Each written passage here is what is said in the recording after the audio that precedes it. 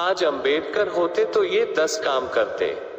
हम में से हर एक अपने हिस्से की उम्र में अपना सर्वश्रेष्ठ देकर इस दुनिया से चला जाता है। इसलिए इस काल्पनिक प्रश्न का कोई अर्थ नहीं है कि आज चाणक्य होते तो क्या होता, महात्मा गांधी होते तो क्या कर रहे होते, अंबेडकर होते तो उनका क्या नजरिया होता। 1857 से 1947 के बीच 90 साल भारत की नियति के बेहद महत्वपूर्ण साल है। करीब 10,000 साल के ज्ञात इतिहास और सनातन संस्कृति वाले इस देश ने अपनी यात्रा में अनगिनत उतार चढ़ाव देखे, तूफान झेले। गुलामी के लंबे 1000 साल भी उसकी नियति में आए और इसकी पूर्णाहुति इन्हीं 90 साल में हुई। इन 90 सालों में भारत की कोख ने अनगिनत सपूत पैदा किए। हम अभी सिर्फ अंबेडकर की बात करते हैं। आज अनुसूचित जाति या जनजाति का कोई भी व्यक्ति उस दौर और उस समाज की कल्पना भी नहीं कर सकता जिसमें भीमराव ने आंखें खोली होंगी। तब हमारी सड़ी गली सामाजिक व्यवस्था में छुआछूत का कैंसर बुरी तरह फैला हुआ था। अछूत माने गए समुदायों में पैदा होने वाले किसी भी बच्चे का कोई भविष्य नहीं था। उसे वही करना था जो तय था। ब्रिटिश राज में कुछ चीजें बदली थीं और भीमराव के पिता को अंग्रेजों की सेवा में सूबेदार की हैसियत मिल गई थी। बहुत मुमकिन है कि इससे उन्हें सामाजिक रूप से अछूत होने के दंश से बहुत मुक्ति नहीं ही मिली होगी। तब कोई आरक्षण नहीं था। जातिगत आधार पर पढ़ने लिखने या नौकरियों में कोई रियायत नहीं थी।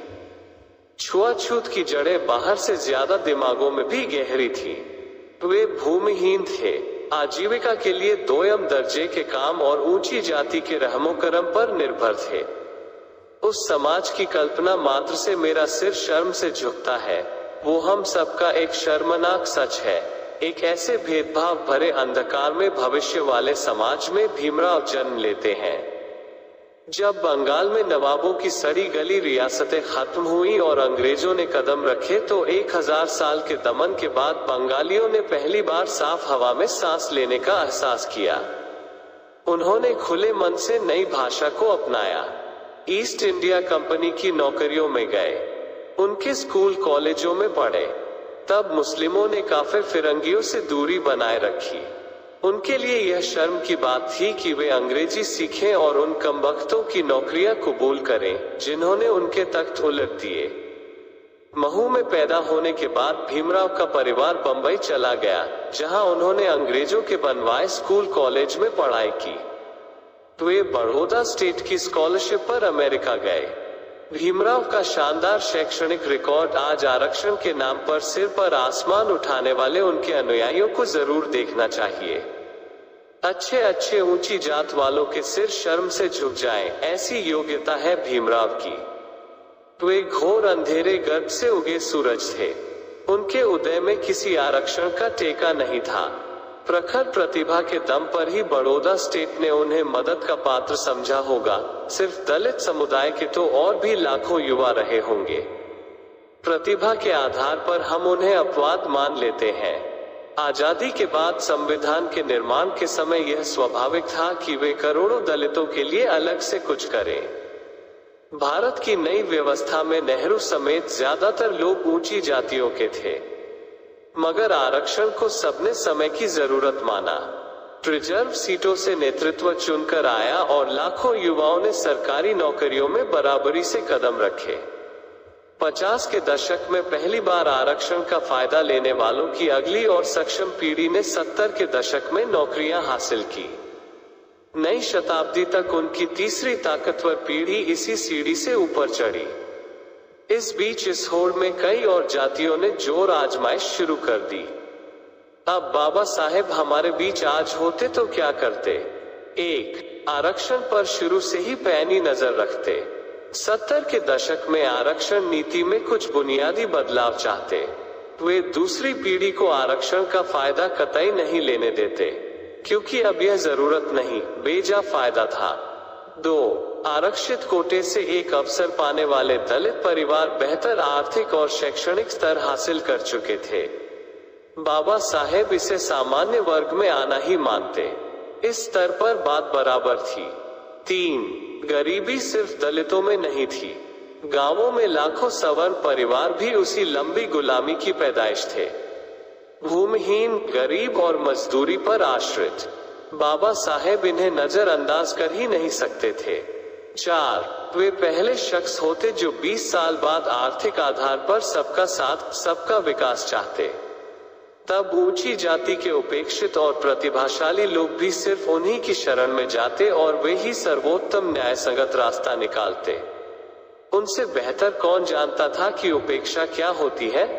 5. वे अनुसूचित जाति, जनजाति के नौकरी प्राप्त अफसर कर्मचारियों के संगठन बनाए जाने के खुलकर खिलाफ होते।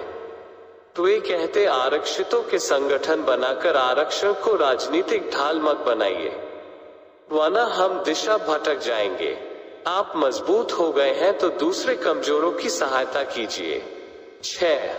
वे आरक्षण पाकर ऊंचे ओहदों पर बैठी पहली पीढ़ी के मंत्री, सांसद, विधायक, अफसर और कर्मचारियों से अपील करते कि अपने अपने गांवों को ही गोद ले लीजिए, वहां अच्छे स्कूल कॉलेज खड़े कीजिए, हर एक दलित परिवार के बच्चों की सिर्फ पढ़ाई में मदद कीजिए, जैसी एक समय उनकी भी किसी ने मदद की थी। बाकी यात्रा उन्होंने स्वयं की। 7. वे यह अपील जरूर करते कि अब सिर्फ सरकारी नौकरियों की आस में मत रहिए, अच्छी तालीम पाकर अपने रोजगार धंधे खुद करिए। वे आर्थिक मदद की स्कीमें लाते, स्किल डेवलपमेंट पर फोकस करते। 8. वे दलित मंत्रियों, सांसदों, IAS, IPS, IFS अफसरों, बैंकों, रेलवे, शिक्षा, स्वास्थ्य समेत बाकी सरकारी विभागों में नियुक्त कर्मचारियों से पूछते कि उन्होंने पूरे कार्यकाल में कितने दलित बच्चों का स्तर ऊंचा उठाया। वे जरूर कहते कि आपको सरकार ने ऊंचा उठाया, अब अपनों को ऊपर लाने का काम आपका है। सरकार के आसरे अनंतकाल तक हमारी कौम अपाहिज बनकर बैठी नहीं रहेगी। 9. बाबा साहेब की प्रेरणा से 80 के दशक से गांव, कस्बों और शहरों में दलित उद्यमियों की एक बड़ी ताकतवर फौज खड़ी होना शुरू होती, जो देश की अर्थव्यवस्था में एक इंजन की तरह काम कर रही होती। और तब वे नौकरियों में आरक्षण की पूर्णाहुति चाहते, क्योंकि अब दलित उद्यमी रोजगार देने की हालत में आ रहे होते। 10. हर सरकार के समय वे लीडरों पर नजर रखते कि कोई आरक्षण को मोहरा न बनाने पाए। आरक्षण किसी भी जाति के वोट पाने के लिए फेंका गया टुकड़ा न बन पाए। वे ऐसे लीडरों और उनकी पार्टियों के खिलाफ सबसे पहले शंखनाद करते। खुद मेधावी वकील थे, सुप्रीम कोर्ट जाते, सांसद थे, संसद में बोलते, मगर आरक्षण को मोहरा कभी नहीं बनने देते। बाबा साहेब हमारे बीच नहीं हैं। अगर वे आज अचानक आकर देख पाए तो हम उनकी आत्मा को बेहद कष्ट में ही पाएंगे। वे माथा ठोक लेंगे कि इस देश में चल क्या रहा है। वे जितने नेताओं से क्रुद्ध होंगे, उतना ही गुस्सा उन्हें अपनी कौम पर भी आएगा। हमारी समस्या यह है कि हम इशारे में उठाई गई उंगली को पकड़कर भव्य स्मारक खड़े करने वाले जड़ बुद्धि और अंधविश्वासी लोग हैं। आरक्षण तो कुछ वक्त के लिए दिया गया एक मददगार संकेत था, सदियों के सताए हुए लोगों को आगे ले जाने का दूरदृष्टिवान बाबा साहेब की उंगली का इशारा। हम उसी मुद्रा में उनकी मूर्तियां चौराहों पर खड़ी करके आरक्षण को ही धर्म बनाकर बैठ गए। अब वो एक अलग ताकतवर डेरा है जिनके अपने राम रहीम हैं। धर्म के विरुद्ध कोई बात बर्दाश्त नहीं होगी। खबरदार, जो कोई कुछ बोला, हम आग लगा देंगे। परम पूजनीय बाबा साहेब, हमें बिल्कुल क्षमा मत करना। हम बखूबी जानते हैं कि हम क्या कर रहे हैं।